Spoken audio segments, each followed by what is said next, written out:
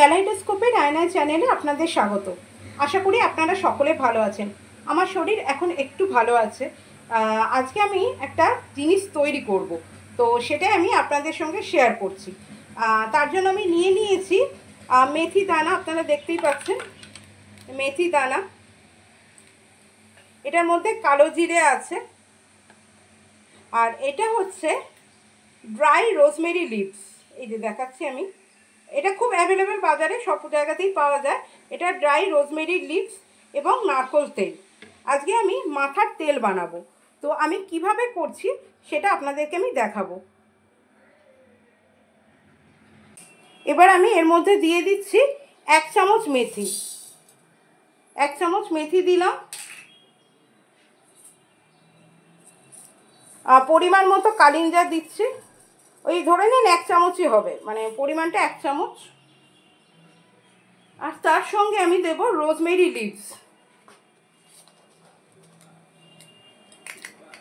এটা 1 চামচ পরিমাণই দেব। আর একটুখানি দিয়ে দিই, ব্যাস। এটা কিন্তু আমার মিক্সচারটা দেয়া হয়ে গেল। এবার আমি এটাকে কি করব, এটাকে আমি সামান্য একটু নাড়িয়ে নেব কড়ার মধ্যে, শুকনো কড়াতে একটুখানি নাড়িয়ে নেব। কোনো ভাজাভুজি হবে না, কিন্তু জিনিসগুলো আসলে এগুলো তো প্যাকিং থাকে, কালো জিরে বলুন, রোজমেরি লিভস বলুন, মেথি দানা বলুন, এগুলো প্যাকিং থাকে। তো কবেকার প্যাকিং এগুলো, তো সেগুলোকে অ্যাক্টিভ করার জন্য একটু গরম তাওয়াতে আমি প্রথমে এটাকে একটু নাড়িয়ে নিচ্ছি। কোনো ভাজাভুজিও হবে না, কিচ্ছু না, জাস্ট এটাকে একটু প্রিহিট করে নিয়ে কড়াটা এটাকে ভালো করে নাড়িয়ে নিতে হবে। প্রিহিট করাতে যেগুলোকে আমি একটুখানি হালকা গরম করে নিলাম, এবার এইগুলোকে আমি এখানে ঠান্ডা হতে দিয়েছি। কখনোই কিন্তু এগুলো গরম অবস্থায় ইউজ করা যাবে না, এগুলোকে একটু ঠান্ডা হতে দিতে হবে। তো আমি এগুলোকে একটু ছড়িয়ে দিয়েছি, ঠান্ডা হয়ে যাবে। ঠান্ডা হয়ে যাক, তারপর কি করছি দেখাচ্ছি। আমি মিক্সির মধ্যে এটাকে দিয়ে দিয়েছি। এবার এটাকে আমি জাস্ট একবার ঘোরাবো, কখনোই কিন্তু একবারের থেকে দুবার বেশি ঘুরবে না, জাস্ট একবার। এটা খুব কেয়ারফুলি করতে হয়, এটা একবারই আমি ঘোরাবো। এই আমি এটা ঢাকা দিয়ে দিলাম।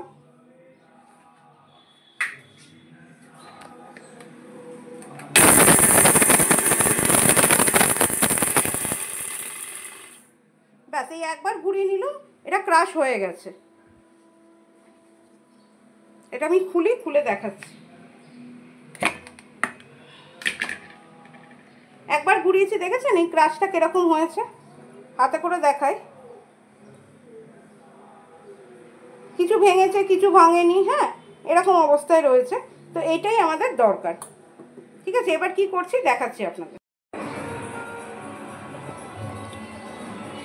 আমি এটা ক্রাশ করে নিয়েছি, ওটা আপনাদের দেখিয়েছিলাম। আমি এখন মিক্সি থেকে এটা নামিয়ে নিয়েছি। এবার আমি এটা আমার বাজাজের তেল, খুব ভালো তেল এটা। আমি এই তেলটা ইউজ করি, বাজাজ নয়তো প্যারাসুট। তো প্যারাসুটটা পাইনি বলে আমি বাজাজ কিনেছিলাম। তো বাজাজের তেলটা আমি এবার এর মধ্যে ঢেলে দেবো।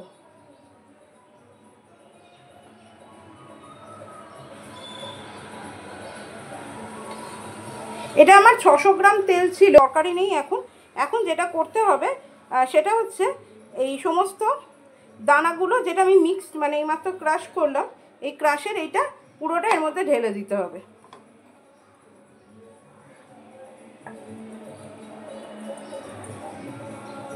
এটার মধ্যে কিছু নেই, একটু সামান্য এখানটা লেগে রয়েছে। এটাকে মিক্সড করে দিলাম। আমি যে ক্রাশটা করেছিলাম এর মধ্যে কি কি ছিল, এর মধ্যে আমার রোজমেরি ড্রাই লিভস ছিল, মেথি দানা ছিল, আর কালিঞ্জা ছিল, বা কালঞ্জি যেটাকে বলা হয়, কালো জিরে, সেটা ছিল। আমি এটা পুরোটা দিয়ে দিয়েছি।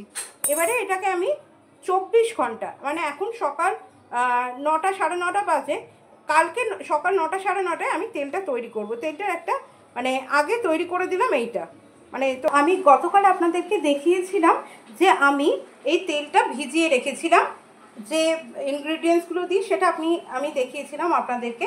দেখুন সেটা পুরো তেলটা এইরকম হয়ে গেছে এখন দেখতে, পুরো তলায় না বিষয়টা তিতিয়ে গেছে। আমি এটাকে নাড়িয়ে নেবো।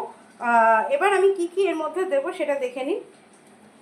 জবা ফুল, এটা অনেকে গুড়েলের ফুল বলে, এটা জবা ফুল।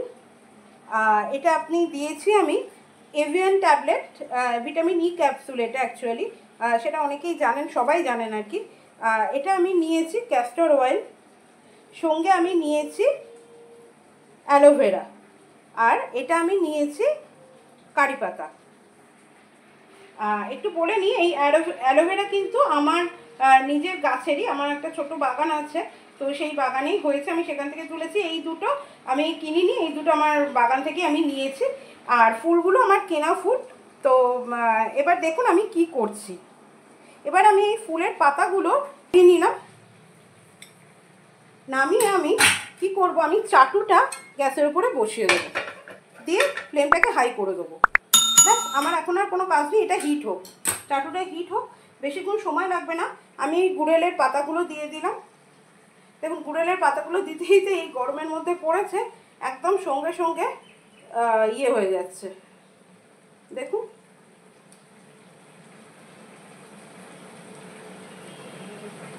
সবকটা পাতা একদম মানে পুরো কালারটা চেঞ্জ হয়ে গেল পাতাটার, গরম তেলের মধ্যে আমি দিয়েছি, পুরো পাতাটা চেঞ্জ হয়ে গেল কালারটা। সবকটা পাতারই এরকম করে কালার চেঞ্জ হয়ে যাবে। আমি এবার দিয়ে দেবো কারি পাতাগুলোকে।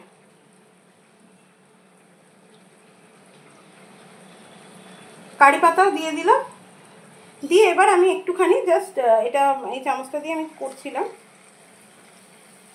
এই গরম তেলের মধ্যে এগুলো দেওয়া থাকবে। এখন দেখছেন গরমটা, আমি কিন্তু গ্যাস থেকে নামিয়ে দিয়েছি, গ্যাস আমার অফই আছে, কিন্তু যেহেতু তেলটা গরম রয়েছে সেহেতু এগুলো কিন্তু অলরেডি ফুটতে শুরু করে দিয়েছে।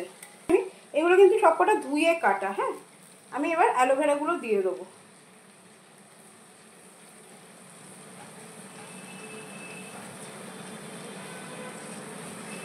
আমি সবকটা অ্যালোভেরা দিয়ে দিলাম, আর একটুখানি বাকি আছে। অ্যালোভেরাগুলো আমি সব দিয়ে দিয়েছি। এবার গ্যাসের মধ্যে বসানো নেই, এবার আমি কি করব, এটা একটুখানি রেখে দেবো এরকমভাবে, রেখে এদিকে গ্যাসের সিমটা কমিয়ে দিই, মানে গ্যাসটা আমি একটু কমিয়ে দিয়েছি, দিয়ে একটুখানি আমি চামচে দিয়ে একটু নেড়ে নেবো। বন্ধুরা দেখুন আমি এটাকে চাটুর ওপরে বসিয়ে রেখেছি, এটা কিন্তু ফুটছে, আমার কিন্তু গ্যাস একদম সিম করা রয়েছে। আমি চাটুর ওপরে এটা বসিয়ে রেখেছি, চাটুটা তো হিট ছিল, আমি একটু 5 মিনিট হয়ে গেছে আমি বসিয়েছি। তেলটা দেখুন, এবার এগুলো কিন্তু কারি পাতাটা দেখছেন, এই কারি পাতাগুলো ভাজা ভাজা হবে, এই কারি পাতা প্রত্যেকটা ভাজা ভাজা হবে, এবং অ্যালোভেরাগুলোও তাই হবে। এখন তো হচ্ছে না, এখন ফুটছে, আর অলরেডি এই যে জবা ফুলের পাতা, এই গুড়েলের পাতা যেগুলো, এই পাপড়ি যেগুলো, সেগুলো কিন্তু অলরেডি একদম মানে নরম হয়ে গেছে, এবং কালারও চেঞ্জ হয়ে গেছে, আগেই হয়েছিল দেখালাম। এবার এটা কিন্তু ফুটতে থাকবে, কখনোই ডিরেক্ট আঁচে দেবেন না। দেখেছেন এখনও এই অ্যালোভেরার যে পাতাটা আমি কেটে কেটে দিয়েছিলাম, সেটা এরকম একটু ভাজা ভাজা মতো হয়ে গেছে। আর এদিকে এই গুড়েলের পাতাটা, মানে জবা ফুলের পাপড়ি যেটা, সেটাও কিন্তু পড়ে নেই, কালারটা জাস্ট চেঞ্জ হয়েছে, একটু ডার্ক হয়ে গেছে কালারটা। আর তেলের রঙটা আমি আপনাদের একটু দেখানোর চেষ্টা করছি। তেলের রঙটা দেখুন কীরকম হয়েছে, এই যে এটা তুললে বুঝতে পারবেন, দেখুন তেলের রঙটা এইরকম এসছে। আমি তুললে অতটা বোঝা যাবে না হয়তো, তুললে সাদা সাদাই লাগছে। এবার দেখুন তেলের রঙটা একটু একদম লাইট গোল্ডেন কালার হয়ে এসে, আমার আর কিছু করার নেই। এখন এরকমভাবে এটা পুরোটা ঠান্ডা হবে, একদম কুল হবে তেলটা, এখন এই তেলেতে হাত দেওয়া যাবে না।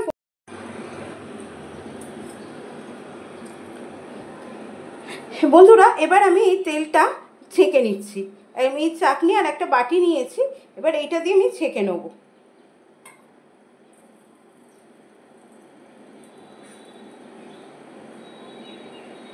তেলের কালারটা দেখেছেন একদম পুরো গোল্ডেন মতো হয়েছে। এটা কিন্তু সর্ষের তেল না, আমি কিন্তু নারকেল তেল ইউজ করেছিলাম, আপনাদের দেখিয়েছি আমি।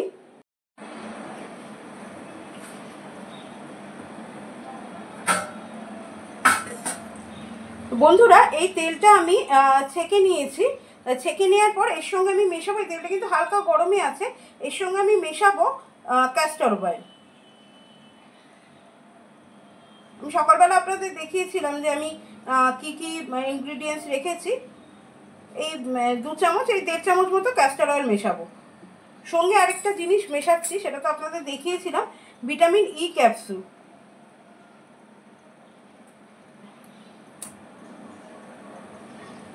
দুটো ভিটামিন ই ক্যাপসুল আমি এর মধ্যে মেশাবো।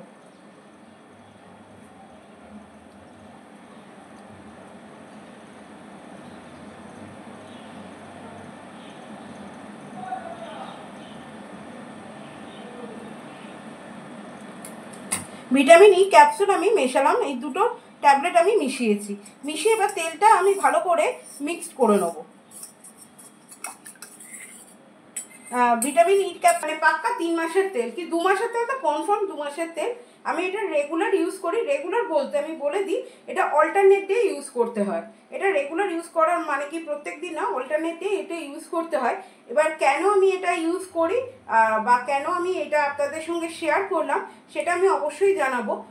সেটা হচ্ছে এই তেলটায় যা যা ইনগ্রিডিয়েন্টস দেওয়া হচ্ছে সব কিছু আপনাদের সঙ্গে আমি শেয়ার করেছি, আলাদা করে কিছু নেই, দেখানোর নেই। এটা এই তেলটা আমি ইউজ করি ড্যান্ড্রাফ এবং চুলটাকে সফট করার জন্য। আমার মাথায় সাংঘাতিক ড্যান্ড্রাফ ছিল একটা সময়, আমি এই তেলটা নিজেই বানিয়েছিলাম। নিজে বানিয়ে আমি এই তেলটা আমি ইউজ করেছি, আমার ড্যান্ড্রাফ মাথায় একদম আর নেই। তো আমি এই তেলটাই তারপর থেকে আমি এই তেলটা ইউজ করে যাই। তার কারণ এই তেলটা আরও অন্যান্য গুণ রয়েছে। সেটা হচ্ছে আপনার হেয়ার গ্রোথ করায়, থার্ড হয়ে যায় চুলটা। মানে এটা ইউজ করতে করতে 1 দিন 2 দিন ইউজ করলে বোঝা যাবে না, এটা অন্তত পক্ষে আপনি 1 মাস ইউজ করলে আপনি এই প্রত্যেকটা কথা বুঝতে পারবেন যে আমি কেন বললাম যে এই তেলটা মাখলে চুলটা ভালো হয়। আমার চুলটা সাংঘাতিক খারাপ হয়ে গেছিলো, আমি সেটাকে এই করতে করতে এটা আমি বহু দিন ধরে ইউজ করছি, সেই জন্য আমি আর তেল পাল্টাই না বা তেল কিনি না। আমি এইভাবে চুলটা, আর চুলটা সব থেকে আরেকটা বড় গুণ সেটা হচ্ছে চুলটা কালো হয়ে যাবে একদম। আমাদের চুল তো অনেক সময় ফেড হয়ে যায়, তো সেই চুলের কালো ভাবটা সেটা কিন্তু এই তেলটা ইউজ করলে চলে আসবে। আমি আমার এই তেলটা ইউজ করি, সেটা আপনাদের সঙ্গে আমি শেয়ার করলাম। আমি আমার ভিডিও কেমন লাগলো সেটা অবশ্যই আমাকে কমেন্ট করে জানাবেন, এবং বন্ধুদের সঙ্গে শেয়ার করে সাবস্ক্রাইব করে একটা লাইক দিয়ে আমার পাশে থাকার চেষ্টা করবেন। আমি আবার একটা নতুন ভিডিও নিয়ে আপনাদের কাছে নমস্কার, ধন্যবাদ।